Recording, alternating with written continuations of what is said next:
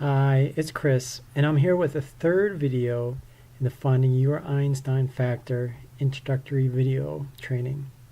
Now, this part is talking about, so what do? You prepared, you did some breathing, you got the two halves of your brain connecting, and you're also starting to see pictures, be aware of pictures, and also thinking about your past experience as you're learning new things. Now, as you go through that, and once you read or study or listen or whatever you're doing, how do you retain that information? It's kind of like, that stuff is thrown in a forest somewhere, and unless you know exactly where it's at, it's going to be hard to find it again.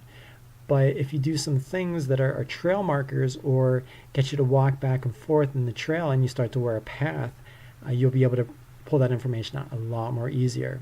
So one of the easiest ways I've found how to do it is by choosing one of 5 questions. Now, the first question, if you're a note taker, feel free to take notes on this. What do you think, in your opinion, are the ramifications of the main point? Or in other words, what does this mean to you, and what can this mean in your life in the bigger picture? Also, question number 2, what is the main point in this lesson that you think you need to give further attention to? Asking that question automatically starts firing neurons, so your mind starts comparing the new learning to what you knew before and finding out where the missing blank's at. The third question, what are some of the main ways that you think the various points or ideas in the lessons relate to each other? Again, this has to do with growing connections and generating new brain cells in your brain.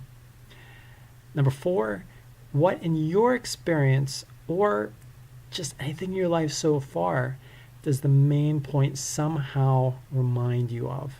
So this goes back to a previous video with learning does not happen without seeing a picture, and it does not happen without being able to connect to something you already know. So this question outrightly is asking, hey, how does it connect with what I know already? And then the 5th question, what do you think might be the reason that it somehow reminds you of, fill in the blank, whatever it reminds you of. Why is that the connection? Why is that important to me? So to recap real quick, I'll read through them. What do you think are the ramifications and the main point in this lesson or whatever you're studying?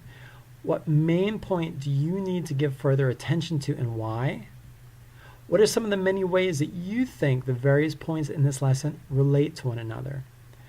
What, in your experience or in your whole life so far, does the main idea of this lesson somehow remind you of?